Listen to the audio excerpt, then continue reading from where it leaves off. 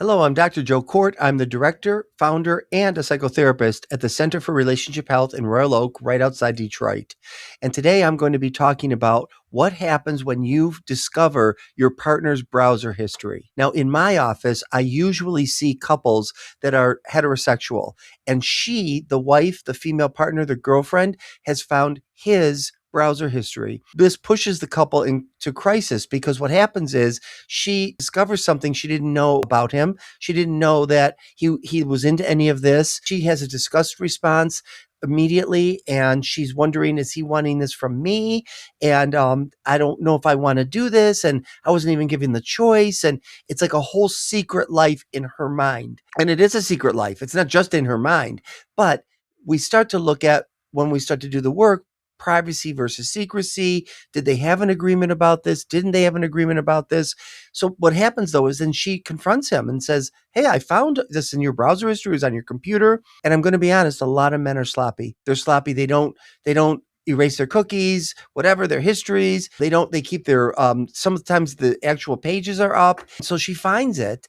And some people think, well, they want to be found. Well, not necessarily. They're being lazy about how they're looking at things. I mean, males have been watching porn since they were 11. Let's be honest about this. And now kids are watching it even younger. Sadly, they have access through different platforms, one of them being X, where they can find all kinds of things. And so the men they're so used to it, they're not thinking about whether or not their partners are going to be looking at it. Now, let me talk about something. In gay male relationships, we don't have secrecy around porn or around our browser histories, nor do lesbians in general. When I met my husband in 1993, I knew where his porn stash was, and those guys and his images looked nothing like me. And it wasn't anything personal to me. I had my stash and he knew where my stash was. Back then, right, we didn't have online. It was videos and magazines and cassettes or whatever.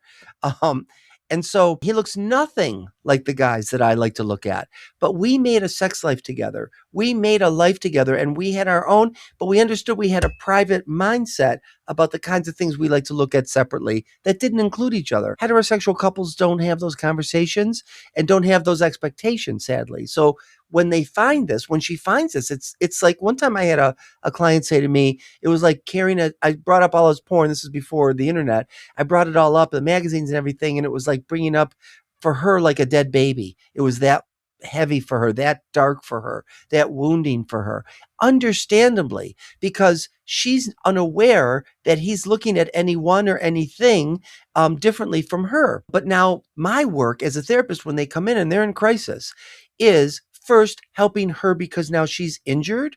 She feels betrayed and is. She feels a lack of trust now. The trust is broken. I will, though, ask the couple, have you made agreements about what you look at in terms of online, what's private versus secret?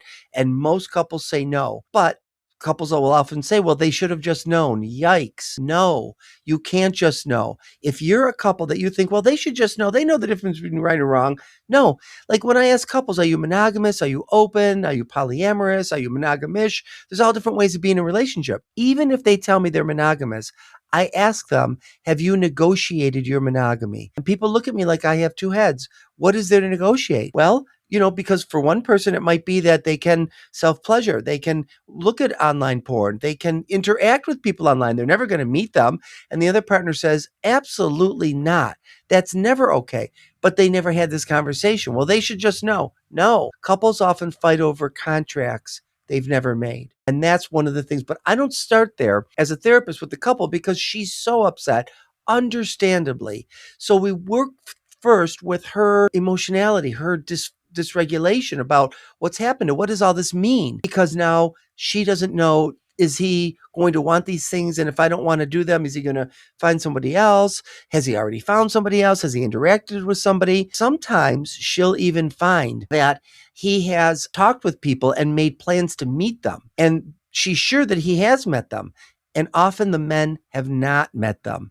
So this was a really big deal on Craigslist back in the day, because on Craigslist, people would say, and people use porn and interactive porn and even Craigslist and Sniffies now, there's so many things, as live porn. In other words, I'm talking to you, I'm imagining I'm going to do this with you. We even make a plan to meet on this street corner right here, and then we never do. And we never meant to. or maybe one did and one didn't, but it's never going to happen. On Craigslist, people used to say, please be real, please be serious. Don't tell me you're going to meet and then not meet. You need to meet me. So often, what is true is he's never not met these people. It looks like it, but even that's hard for her to believe, understandably. So now they have to go from assumed trust in the relationship to earned trust. That's what I talk about. Earned trust is now you know there's been a betrayal. Now you know there's been a break in trust.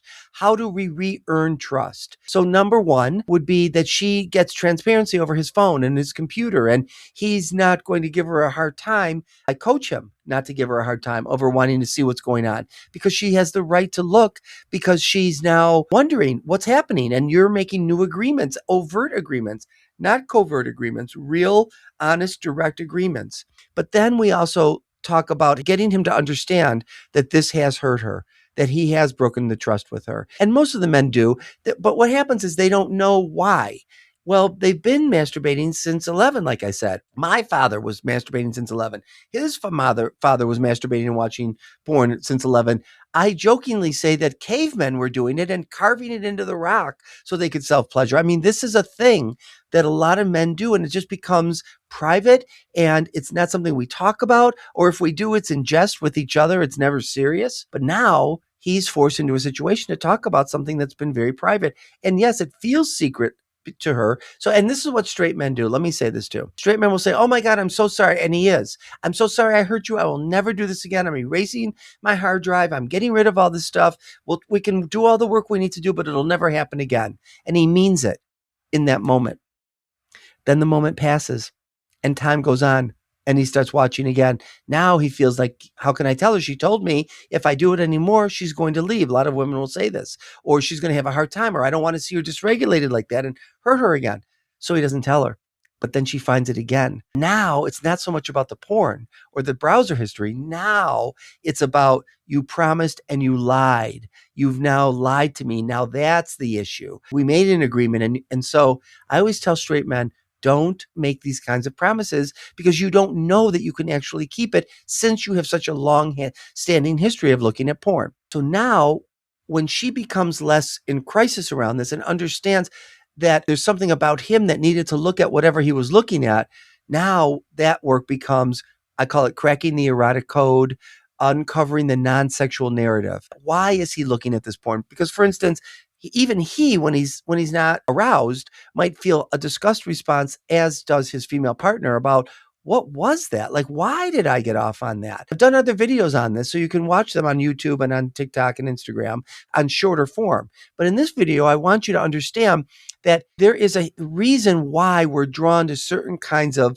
sexual interests, erotic interests.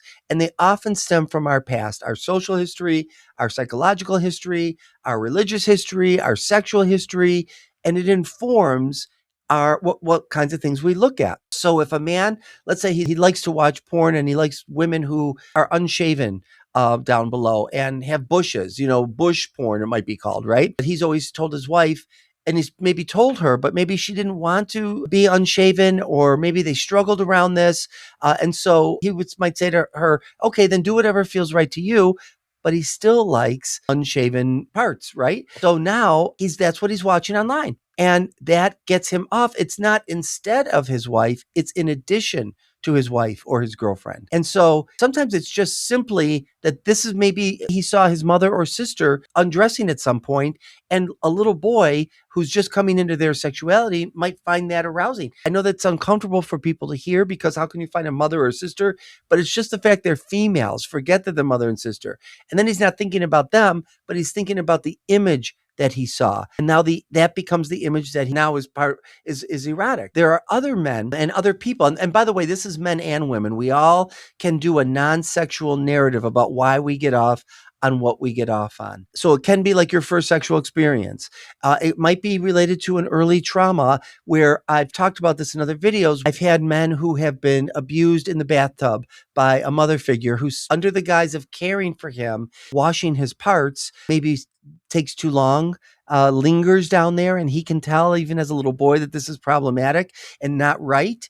It doesn't have to be mother. It could be a father. It could be a grandparent. It could be aunt, uncle, whatever. And now he's drawn to people in porn that are engaged in bathroom sex, engaged in having different kinds of activities done in sexual places. I've actually seen where people might go to rest areas.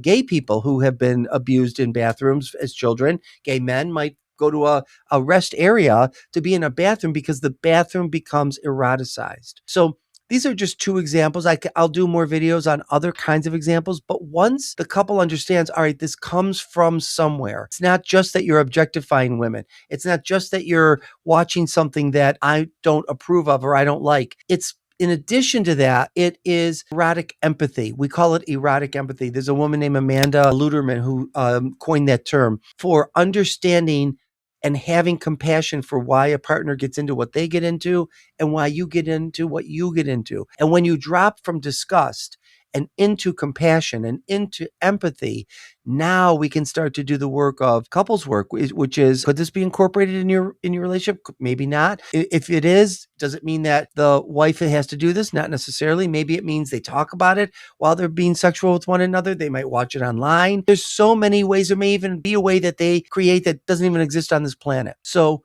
then that becomes the work as a couple to tighten their relationship and add to their erotic repertoire and bring his eroticism. And by the way, this often will activate hers and go, she might say, well, you know what? I've never wanted to talk about this, or maybe I should have talked about this, but I have my own thoughts and let's talk about that. So that's just one way to look at understanding what is in your partner's browser history, how to move through the crisis, how to earn back trust. If you like this, follow me for more on Facebook, on YouTube, on TikTok, on Instagram, and my you can follow, it's at Dr. Joe Kort, DrJoeKort. But also you can go to my website and learn more about me at joekort.com. So stay tuned for more. I'm interested in sharing more about all this stuff. Thank you.